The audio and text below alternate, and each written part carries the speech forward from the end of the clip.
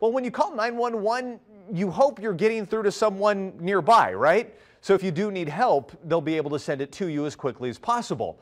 But with 911 cell phone calls, that is not always the case. Pretty interesting stuff here. Chris Buckley joins us live in the newsroom. And Chris, local dispatchers say they've gotten emergency calls from as far away as Reading. That's right, Landon. And while it doesn't happen very often, it does happen based on which cell tower the call is coming from.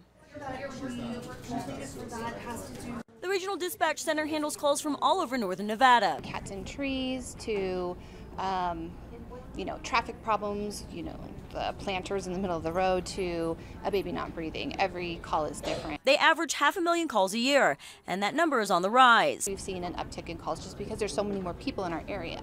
And while most calls go to the nearest call center, some can cross state lines. I've personally taken cell phone calls from Redding, California, Sacramento, and it's very strange because they'll say an unfamiliar street and we'll ask, are you in Reno? And they're, no, I'm in Redding. How did I get Reno? It all depends on how busy cell towers are. Those particular towers, if there's a lot of people using it, the call will bounce from that tower to the next tower. And if that tower is maybe has a technical problem or it's busy too, it'll roll. And it will keep rolling and rolling and rolling until it gets a tower that's capable of processing it.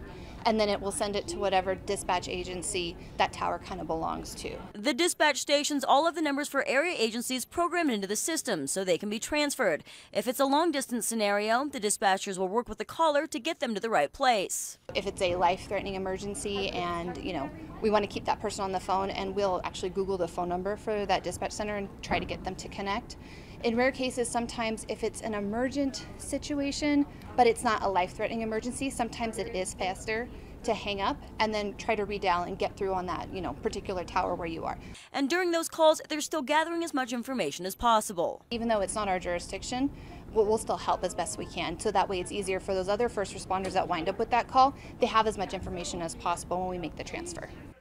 And no matter where you're calling 911 from, it's a big help if you're able to give the dispatcher an accurate location of where you are, or if you're reporting something, a description of exactly where that is. And if you end up calling 911 by accident ever, stay on the line and let the dispatcher know it was an accident so they don't have to spend time following up on that call. You will not, I repeat, will not get in trouble for accidentally making that 911 call. Covering the story live in the newsroom, Chris Buckley, Channel 2 News.